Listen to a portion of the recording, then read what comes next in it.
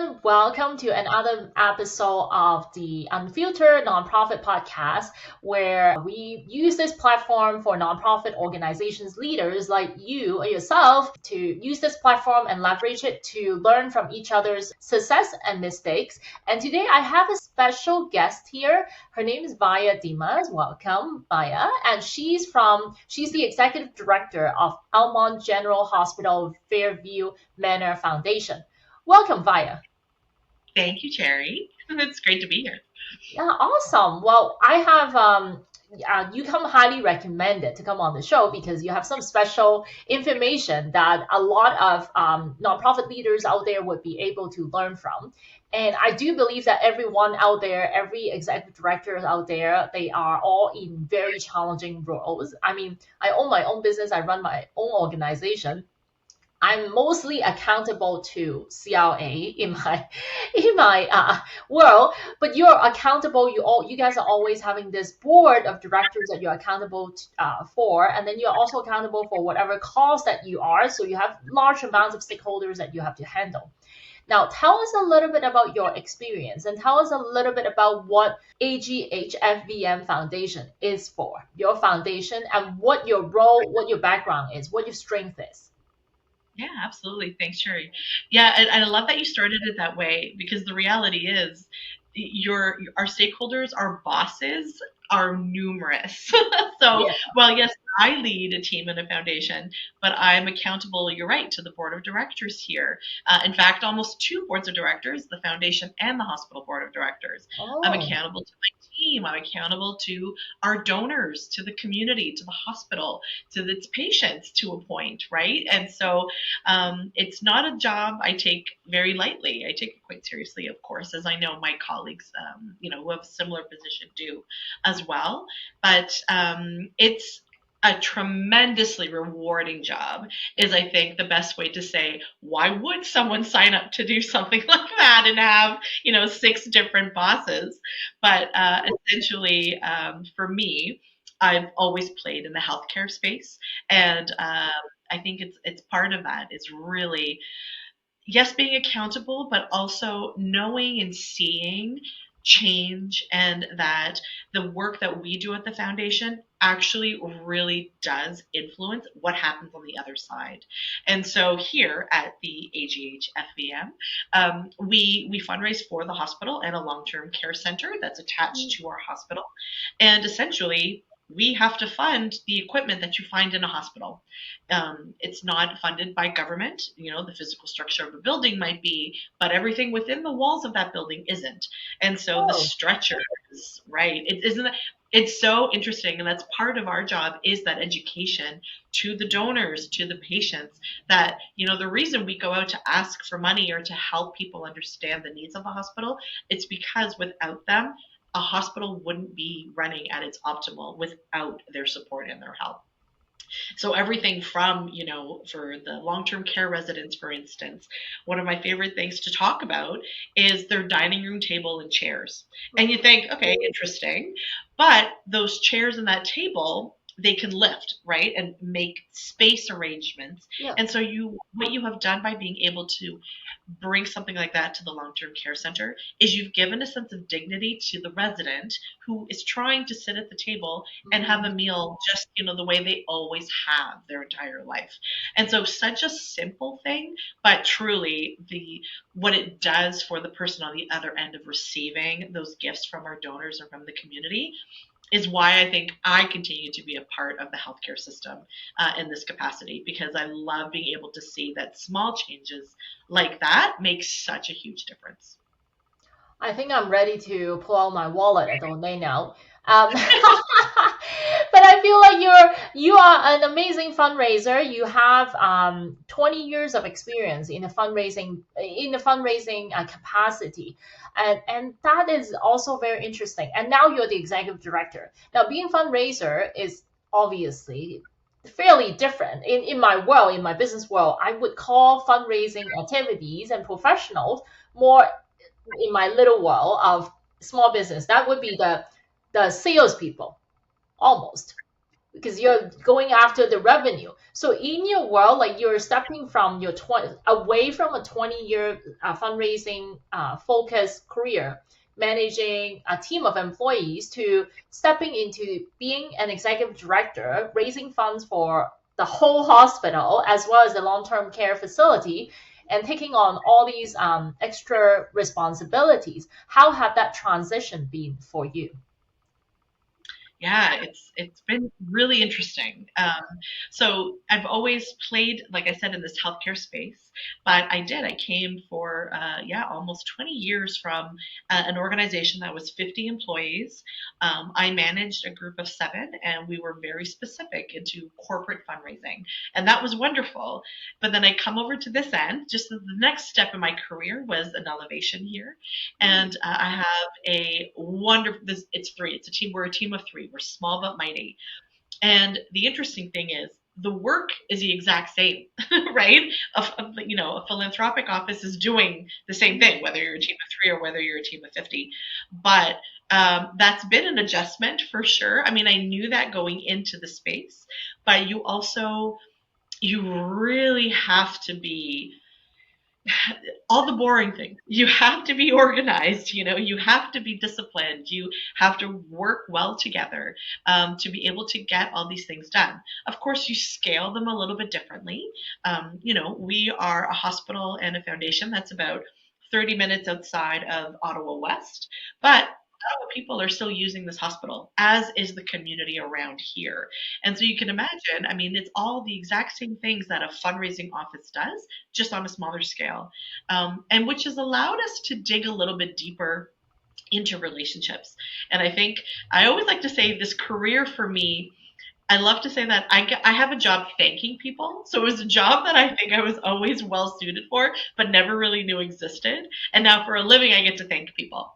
And, if I take that one step further, I get to thank them, but then I get to show them the true impact that their money has made in this hospital specifically now. But the whole team gets to do that. And we get to do that together and have such a personal touch point with all of our donors and even the community itself here. And a bigger organization that still exists, of course, but it's definitely at a completely different level because you're able to spread out that work so much better. But here, I really do think we pride ourselves on really being able to get deep into a relationship with our donors and our partners and all those things that just really make a foundation tick. So, your experience just reminded me a little bit of when I first stepped into the role, being the Otis nonprofit CFO's CEO, and I've already built something in my other identity, in my other business, and now I'm stepping into this world that's brand new. It's in Ottawa. It's so challenging, and it's something sometimes very demotivating. I mean, in my world, I'm not you. I'm in my world. It's very demotivating because I already established myself in a different world. And then all of a sudden, I have to come back down to starting everything all over again. And that mental adjustment is not easy. There are times that I really truly had nobody to talk to. And that was tough because you made a move and you take on, I mean, I took on a lot of responsibility from working in Otis. And how did you handle that mental shift? So I'm still handling it. It's a real. I think it's a real answer. I think you're right. There are times. I think what surprised me most about the job, putting aside it's a job I love, all that great stuff about it. There are times where it can be isolating, right? Because it is your. It's not. You don't have that big pool, of people to be able Mm, to, maybe bounce ideas off of, rely on. But even more so, as your positions have changed, it's not always appropriate to talk about things at, various levels, confidentiality, all those kinds of things exists for, when, as you kind of move up the hierarchy mm, line. And so there are times where absolutely it has felt a little bit isolating. I go back to this thing I heard. So it was a talk someone made about motivation, and somebody's mm, like, well, just think back to what motivates you, and let that be your guide. but the problem with motivation is that nobody is motivated 100% of the time. And Yeah. so then you have to take motivation and go one step forward to discipline. And discipline is what's going to like propel you forward. And so even in those low moments, I kind of go back to, okay, the basics, like really what got me excited to do this job and to be here, and what strengths can I pull from the team, and what parts of the team can I even lean on when I need that support as well. You mentioned, that you are continuing to speak to so many CEOs and executive directors, and I've been pleasantly surprised and to learn about that leadership circle. I was also advised make yourself a leadership circle, and that just meant find other people who have a similar job or title. Doesn't have to be in the same sector, but inevitably they're going to be facing some of the same challenges you are. And even if you just need someone to bounce an idea off of for good or for bad. And that has been one of the other biggest surprises is people who have just raised their hand to be like, absolutely, let me be that for you. And then I, in turn, now get to be that for others as well, which is quite gratifying, I find. That's amazing. I mean, I just got off the call with a client, like I mentioned to you earlier, and we were brainstorming on how to increase her organization's revenue as a whole. And there's some hesitancy, even maybe sometimes from the board. Hey, like we're already sitting on the board. We don't need to donate. But I a couple weeks ago, the previous episode, I was interviewing someone, Nicole Thibault from the network's Canadian Parents for French. And she's mentioning that one of the things is to lead by example. And that includes donation from within. And I thought that was a great example that other people can learn from. And now you mentioned that you've been in fundraising for so long. I'm going to send her your way because I think there is some hesitancy. And one other thing that I want to ask you is that are you having any tips? Can you share any specific tips that you normally use to do fundraising? So then to help ED get over the hurdle of like I shouldn't be asking for money. I'm here to manage the organization. Yeah. No, that's a fascinating comment too. When I started kind of in this career, I was visiting a corporate partner, and he just he was telling me a little bit about his business, and then he was kind of telling me about, oh, I have a friend colleague who is looking to maybe get in to do what you do, Hmm. and he says, I'll never forget it. He goes, she likes to schmooze like you guys. And I was kind of like, I was so taken aback, right? And I'm like, this isn't the infancy of my career, and Hmm. it goes back sometimes to that sale when you hear the word Uh, sales, that mentality. And schmooze just has that connotation of not being a good thing, right? Time That is healing. kind of slimy. And so I was quite taken aback, slightly insulted. Because, I pride myself on really being genuine, on building true connections with people. Really, I have a genuine curiosity about people, and so really wanting to talk that through with them and get to know them better. And so I always kind of have that in the back of my head as a little voice sometimes. If I think if when I'm going into, it's like that imposter syndrome, where you're going to a very first meeting and you're preparing, you're over prepared and all that good stuff. And there's always that little voice is like, oh, are you going to be schmoozy? And I'm like, okay, get rid of that voice, right? That doesn't even exist as a word. And so, yes, I mean, happy to be able to share that it's not that exciting. They're kind of boring tips because essentially this person is probably doing, and I look forward to chatting with her. But one of the great things that I think is really important, honestly, for any organization is diversifying their revenue streams. Mm. And so, even if it's one small touch point in all of them. But for instance, when you never really know how an economy is going to react, even now we sit in uncertain times. Hmm. So maybe that might affect your event space. So people are, they're trying to decide what to do with their money, and maybe going to the gala that this past year, no offense to galas, they're wonderful, but maybe, attending something like that is not, going to happen for them this year. But imagine that I was an organization that only did that. Then all of a sudden, oh my goodness, like we're going to be stuck with what are we supposed to do?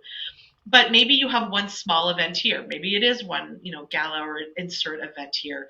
But then you're also supplementing that with maybe their vendor programs with your corporations, or Mm. like, sponsorship levels with another business, individual gifts, planned giving, all the token things that, a fundraising office is should be working on, but they're hard to do. I completely acknowledge that. Even 20 something years later, like you're always consistently working at it to get better. But diversifying or trying to diversify your revenue streams is going to be the way and the path that you're going to be able to stabilize yourself a little bit and not be so stressed out or worried with one of those streams happens to be cut one year. Mm. You're probably going to be able to pick it up somewhere else. Yeah, absolutely. So I'm going to dig a little bit deeper into this conversation. Selfishly, for the sake of my client, I want someone else to answer that question. Now, you do have a smaller team. You mentioned earlier you have a team of four. So it is challenging for you to manage all these number of projects that you're doing. You're diversifying, which is fantastic. Exactly what Otis is for. We wanted to help organizations to achieve additional $50 million revenue. But the challenge is, hey, I only have limited resources and I'm already like so stretched at like delivering all these. I have funding cuts. There is no, for lack of a better term, freaking way that I have time to figure out something else. So how do you balance that? You're right. I was lucky. I came into a place that had a lot of this already in play, which is great. But also, what we had to do, I took my first year because I just finished a year here, the end of July, Mm. and I took the first year to, I took time to, take part in everything, listen and learn, insert my some opinions like, along the way. But what we kind of did was also trim some of the, for lack of a better term, trim the fat in some things. Mm. So the best example I can give is we at our golf tournament. And so at one point, it's a wonderful golf tournament. Sells out every year. But and you pay for your foursome to begin with. You're going to have a dinner, and often if you're at a golf tournament, you're asked throughout the day, you know, pay to hit a ball here. Here's a live auction, here's a silent auction, here's this, and this and the other. So then by the time the auctions, let's say, were coming at the dinner time, all of a sudden nobody was bidding, nobody's raising their hands. Mm. And the amount of work, to your point and to this other colleague's point, you spent your team, your volunteer committee, everyone spent so much time going after businesses to donate their wonderful goods to you. And all of a sudden, no one's even bidding on them or bidding way under value on them. And they're not, gathering that charity component of this event. So we took a hard look at those things and we chopped things off. We kept one 50-50 draw. We Mm. kept one extra raffle draw. And then as well, our auction, actually, we're a hospital, but we turned it into an equipment piece of auction. And Mm. so there was something that we knew we were fundraising for, and everyone kind of was able to make a donation as their bid, get a tax receipt, all that good stuff for it. So that was last year. And my first year here, keep in mind, where again, took a look at the program, cut the fat, and we excelled. We surpassed the numbers from before. Our raffles, they sold out. Like we actually needed a larger Wow. license to go in this year. And so all of a sudden it's these wins with minimal amount of work now because the committee and the staff were pounding the pavement, right? Trying to find all these innovative ways to do things. And sometimes the back to basics, like truly, like what are we here to do? Letting people know that this was going to be the new format. Because as you can imagine, there are also some people in attendance who are like, well, where's that auction item? Why don't we have auction items this year? But we prepped them with the idea we're actually going to be putting all of that really wonderful, all those funds that you would probably put towards another item, that you want in your home. Now we're going to put it to the Mm. hospital via a piece. equipment. And so I can relate 100% to there's not enough time in the day and there's way too many projects. But it takes a little bit of time to really just start to kind of do some mid and deep dives into your current projects and actually just figure out what can be prioritized so then you're making space for other things. So now this year's golf tournament, the committee has been like, they almost are kind of like, oh, we feel like there's not much to be done because we've streamlined it so easily now, right? Easy to tick off a couple of boxes, get the things done we need to, but now no one is spending time pounding the streets to find donations for a golf tournament, but we can instead now be pounding the streets to make meetings for another gift for the hospital. And so there's not an easy answer once again to say there's a magic, there's a button we can press. But if you kind of start to take bite-sized pieces and doing your deep dives into your current programs, you're going to be able to see where and what you should be spending time on. But that does still continue to take time. In fact, I feel more pressure in my year 2 of working here than I did in my year 1 because now I have to do even further deep dives into these programs to understand a bit more about, what's not working, what could be working better, and that kind of thing too. That's amazing. That's a great answer to a great example that other people can learn from for sure. It also reminded me when we first started, I had a small charity. It's called Hamilton Basket Brigade. My husband and I started it with a bunch of friends, and it was all started with just buying food basket to donate to local people who are in need on like Christmas Day. And then the first Okay. year we had like 16 people, and we all buy our own basket. And then the second year, we got to like 20, 50 people. I don't remember. And then one year we got to a few hundred people. But that by then it wasn't like each of us buying our own basket. By then it was like going to the Freshco, or by no means I'm related to Freshco. I don't even know if Freshco was the one that we were using. But we go to a supermarket and they deliver all the stuff to our collection and allocation center. So it becomes smooth over time, 100%. So I really love that starting small mentality. And I also love that when you mentioned, oh, this, I know you quite didn't quite use that words, but I'm just going to put it out there because it's the term that I always use in my own business or in my life. It's called discipline equals freedom. So Yes. instead of Oh, I love motivation, yeah, you rely on discipline. So I really enjoy that little reference there.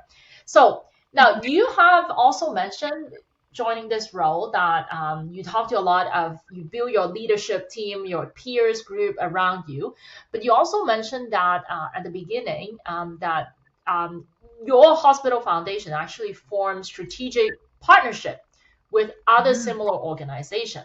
I mean, in a world where the dollar can, there's only so much dollar that can go around. I'm a little surprised that you would form sort of an alliance because then you don't get as much money in. Yeah, no, it's fascinating, right? And it's when I first came on and I'm learning about all the programs here and I learned about this particular one which I'll tell you about. But then when I really started thinking about it, in my previous career, I was part of another national organization that encompassed all pediatric hospitals, and so we Mm, actually did have to work alongside our sister hospitals for some of our programs and events. And so all of a sudden, when I got here and I saw that, my first instinct was like, yeah, exactly what you said, right? There's like a donor dollar is only really stretching so far. This is a smaller community. It's not like a million population in Ottawa. It's much smaller out here. But so then, why would you be sharing and splitting that? And what I've since discovered, it's actually incredible to collaborate. I'm not mm, saying you share the combination to the vault, but essentially there is power in showing how communities work together. And so the biggest example here is about 15 minutes away, 20 minutes by car or so, there's another community hospital in a community next to us. And so there is a very major lottery that both of these hospitals are a part of and share together, which means you share the expenses, but you also share the revenues.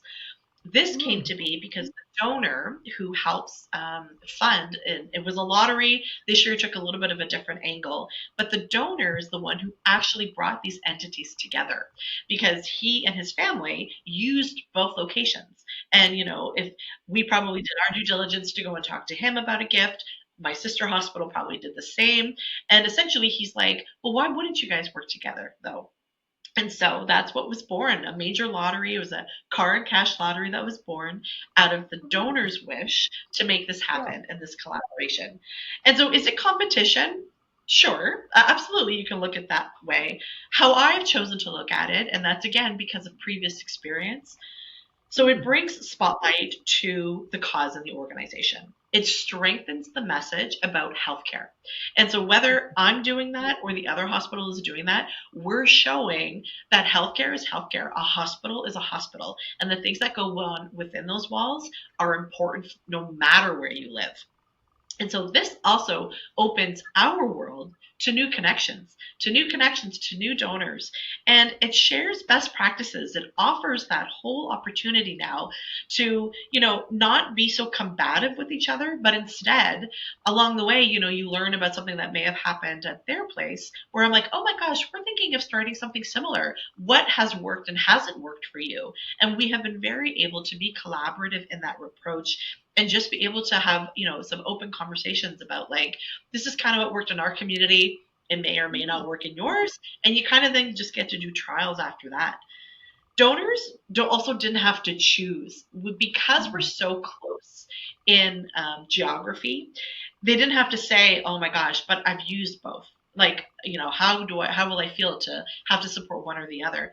And all of a sudden, we offered them an opportunity where they actually didn't have to choose. Their dollar would go so and stretch such a long way to be able to support both. And so I took previous collaborative experience, and here it just went up to a whole new level.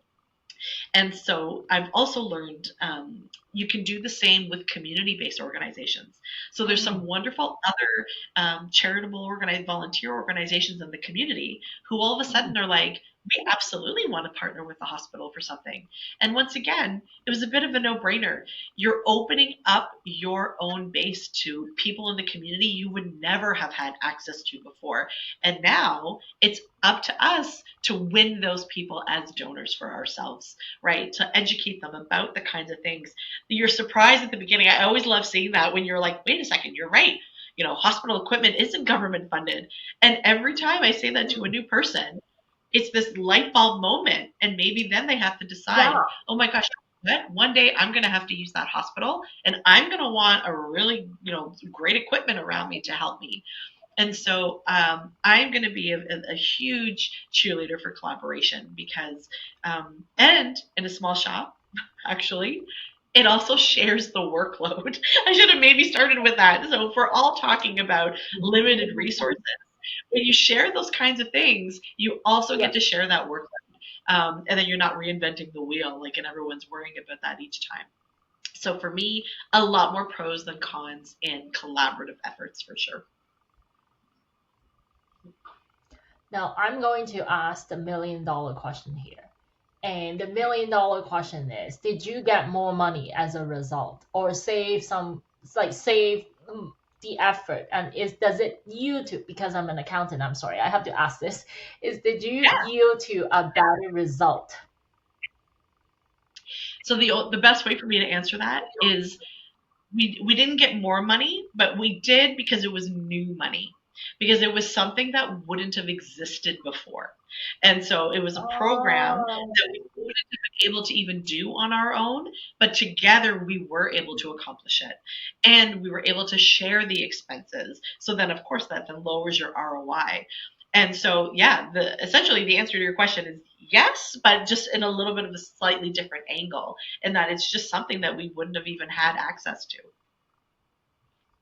oh, that's amazing. Like that is a completely different conversation. I thought you guys pull resources together and run your fundraising effort together, and that was to replace your existing channels of raising funds. And so that didn't happen that way. I misinterpreted it. So it is a new effort generating new revenue altogether. Oh, that is absolutely amazing.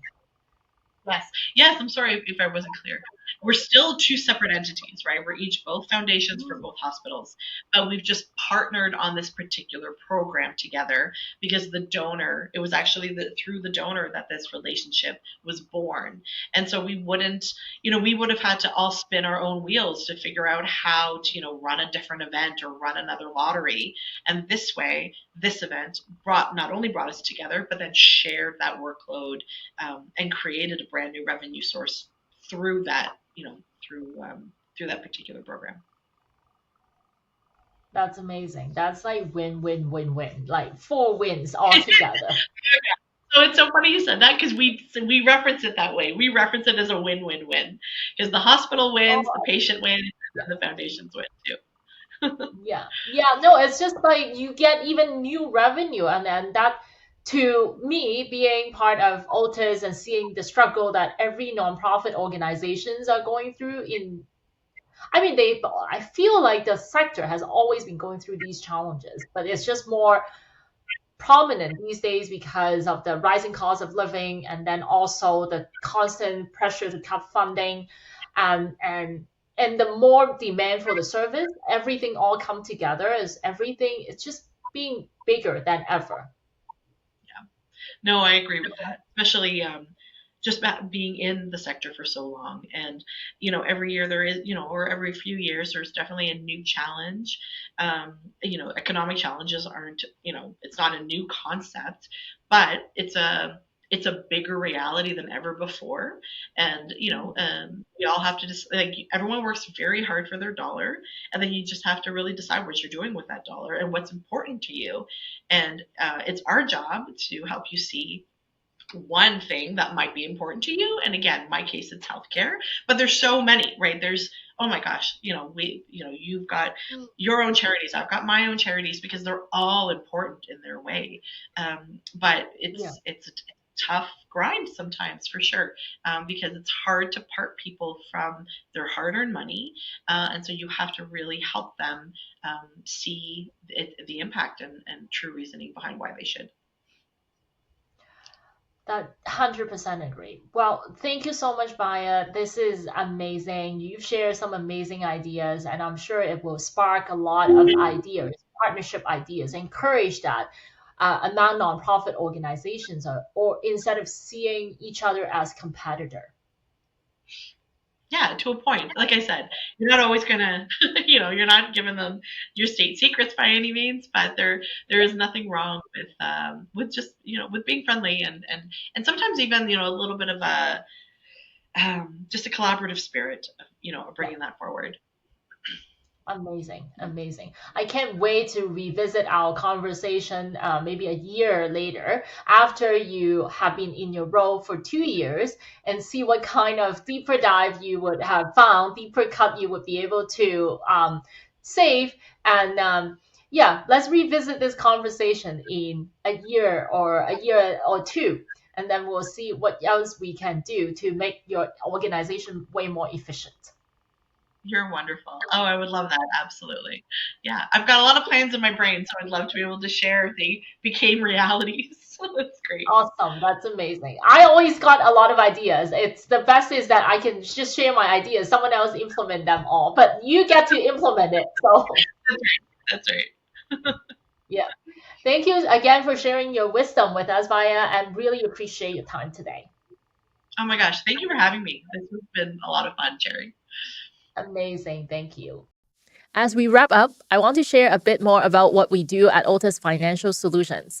For the past 18 years, Otis Financial Solutions has been dedicated to enhancing the financial management and strategic planning capabilities of hundreds of associations and nonprofits across Canada. Our extensive experience has enabled us to deliver tailored financial solutions that drive growth and enhance sustainability for nonprofits and associations. If you are interested in learning more about how Otis Financial Solutions can support your organization, I would love to offer you a no obligation 20-minute call. Let's discuss your unique challenges and explore how we would be able to help you achieve your goals.